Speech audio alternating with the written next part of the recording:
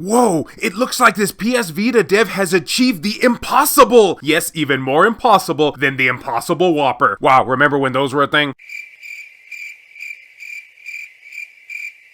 Well, I guess in a way they technically still are, but nobody talks about them. Greetings, fellow Vita fans. This is James with PS Vita at 2 a.m. coming at you once again with another impossible video. And if you're new here and love everything PlayStation Vita and impossible stuff, don't forget to subscribe and make sure to leave me your thoughts and opinions down in the comments section below. I'm going to be using that word a lot in this video now, aren't I? So is there anything that the PS Vita can't achieve at this point? Because we're seeing some pretty amazing things as of late, such as the following news I'm about to talk about today. In fact, not only is this an amazing story, but according to this news, what has happened wasn't even supposed to be possible. But with the PS Vita and a little tender loving care from the community, goes to show that anything is possible. Yeah, I'm going to be using this word a lot. So, let us begin. Prepare to get emotional here, guys, because Shadowgun, the latest Vita port, that's the talk of the town right now. And for very good reasons, because I told you, we are in for one interesting story here. Oh, and also be prepared to shoot a lot of stuff in this game. There's a new impressive port that's been making the rounds lately on the PS Vita scene. Shadowgun. The game's been a bit elusive because it came from the Chinese side of the scene. So, there's a language barrier at work here.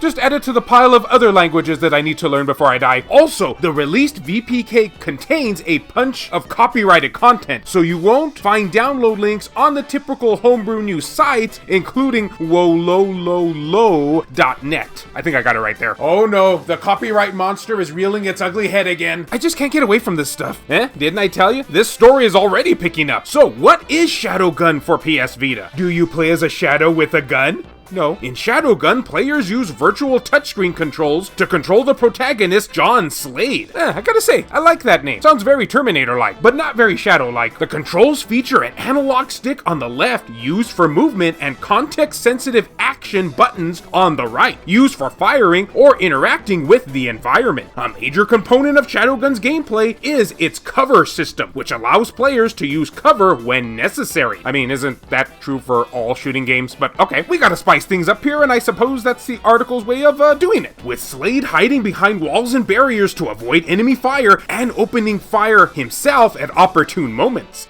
Again, don't all shooters do this? The game also supports gamepads, which this PS Vita port makes full use of. Shadowgun was a popular action series on mobile, iOS, and Android in the early 2010s. Shocking news here, I never played this game back then. We're not shocked. Back when gaming companies were actually trying to leverage the new power of mobile phones for actual games, and not disguised casino schemes. Yeah, I've been burned by a few of those myself in the past, along with other games I thought were going to be of more high quality.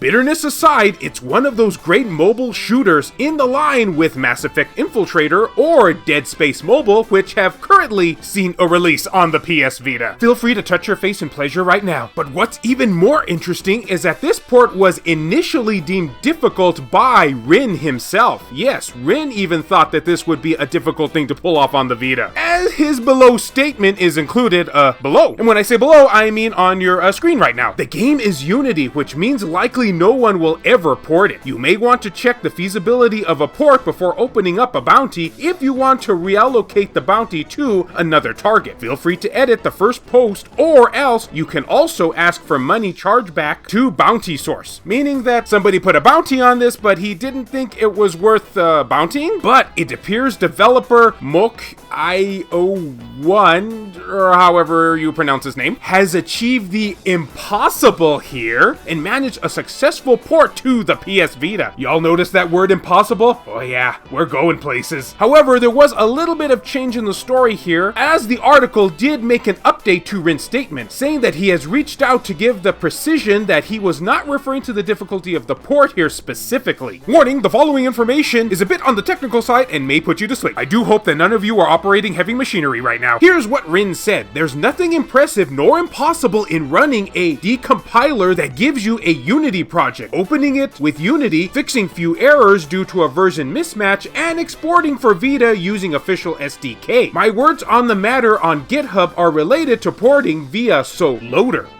My words on the matter on GitHub are related to porting. Unity exported Android games are full symbol stripped, and they have a plethora of middleware dependencies, and are in general just not worth the time and effort, which is why there aren't any Unity ports using SoLoader, and likely will never be one. You all understand any of that? Me neither. Let's continue. So, as far as the port is concerned, it plays smoothly, with the occasional glitches once in a while. Most notably, the screen will go black occasionally when an explosion needs to be displayed, but so far this hasn't been game-breaking for us. This is a nice addition to the PS Vita library, although if I can be perfectly honest, I, meaning the individual who actually wrote this article, I preferred the Mass Effect Infiltrator port simply for the connection it has to an already known AAA franchise. And yeah, I guess that is true. While Shadowgun is by no means setting the world on fire here, at least as far as notoriety goes, it's still a fantastically playing shooting game, which I think we can all agree the PS Vita needs a lot more of. And thankfully we're getting them. Now, of course, as mentioned, guys,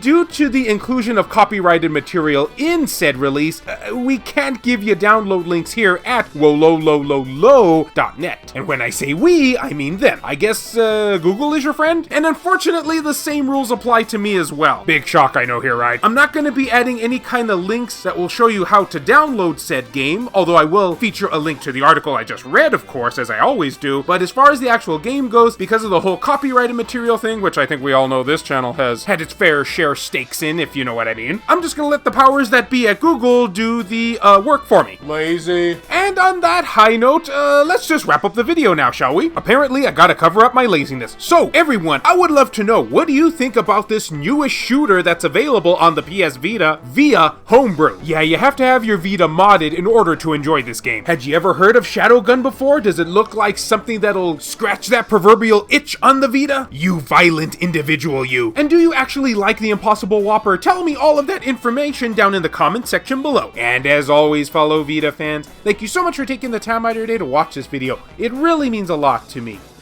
Love you all, and I'll see you next time. This video has been brought to you in part by all of these wonderfully generous supporters who help make this content possible. So a huge thank you goes out to Chris Foxhound, That Bro, Zenkai Ranger, Saban Fire, Franz Hartle, Aridri, No Good, Lacerated 87, Starlight Mirror, PSP Guru, Jamie, Hector Gonzalez, Kayonko, Burzin Mystery, Juan M. Hermosillo, Eric DeWitt, Tasha Monty, Mazgus, Matt Hargett, Buzz Saiyan, Rizal Pliskin, 1488 Dental, Azumara, Nintendo Switch at 2 AM, Donut Valley, Ricardo Martinez, Dr. Super Artie, Randy Azudech, Samai 241, Legion 21, B Mystery, Matt Fox, Reiko Star, Neo Arashi, Milk Sama, Bushin Ryu Cat, Airkick 72, Worthorga, Zakrito, Alan Iwazuk, Shin Snake, Meshuga 360, Gutter Drums, Hemdall Imbert, Wendy K, David Ray, Phantom XRS, Saul Ramirez, Kyle Brooks, JR, Silica, Per Sterner,